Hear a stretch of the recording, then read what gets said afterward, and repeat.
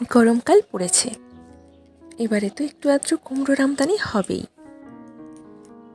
আজ দুপুরবেলা কুমড়ো এনেছিল, কিন্তু ভাবিনি যে কুমড়োর তরকারি করব, তাই আগে থেকে ছোলা ভিজিয়েও রাখা হয়নি। যাই হোক, যখন কুমড়োটা দেখলাম ভাবলাম কুমড়োর তরকারি করি। তো সেই মতোই কুমড়োটাকে কেটে নিয়েছি ডুমো ডুমো করে, সাথে আলুও কেটে নিয়েছি।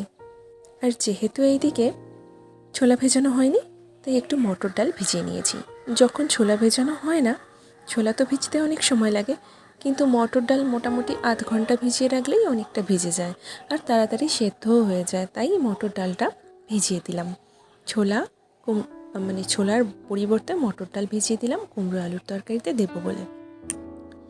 এদিকে তেল দেওয়ার আগেই পাঁচফোড়ন, তেজপাতা আর জিরে দিয়ে দিলাম, কারণ কড়াই বেশি গরম হয়ে গেলে তেল দিয়ে তারপর যদি ওইগুলো দিই ছিটকোতে শুরু করে, তাই আগেই ওইগুলো দিয়ে দিলাম। তারপর তেল দিতে দিতে ওরা ছিটকাবে কি না ছিটকাবে চিন্তাভাবনা করতে করতেই আমি ওদের গায়ে ওই কুমড়ো আলুটা দিয়ে দিলাম আর নুন হলুদ দিয়ে ভেজে সিটিতে বসিয়ে দিলাম।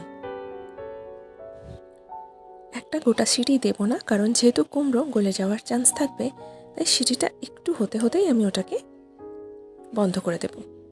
আর ওইদিকে আমার কুমড়োর তরকারি অলরেডি হয়ে গেছে। এইদিকে তাতায়ের ব্যাগের পুরানো ব্যাগটার চেনটা কেটে গেছে, তাই ওর গিফটের আলমারি থেকে ওকে নতুন ব্যাগটা বের করে দিলাম। আসলে ওর জন্মদিনের গিফট হিসাবে ওর গিফট আলমারিতে ওর অনেকগুলোই, প্রায় 4-5টা ওই স্কুল ব্যাগ অলরেডি রাখা আছে, আরও অনেক কিছু রাখা আছে।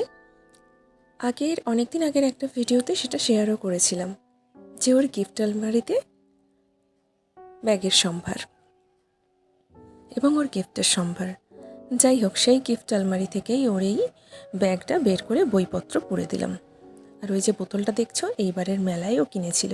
বললো, মা ব্যাগ যখন নিয়ে যাচ্ছি তাহলে বোতলটাও নতুন নিয়ে যাব, আর সেই মতো দিয়ে দিলাম। আর এই দিকে একদম রাতে করে নিলাম একটু চাউমিন, কারণ ও বলেছিল চাউমিন নিয়ে যাবে আজকে টিফিনে খাবে বলে, তাই ব্যাগে ওটাকেও পুরে দিলাম। আর এইদিকে মর্নিংয়ে একটুখানি চাউমিন বেঁচেছিল, ওটাকে আমি চা দিয়ে খেয়ে নিলাম।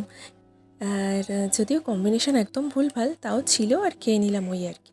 আর এদিকে কপি ছিল, একটু টিফিনের তরকারি করে নিলাম, কপি, আলু, টমেটো, আদা রসুন এইসব দিয়ে। কপির তরকারিটা কমপ্লিট করে নিতে নিতে ওর ওপরে একটু ধনেপাতা ছড়িয়ে দিলাম। রেডি হয়ে গেল টিফিনের তরকারি, কপির তরকারি।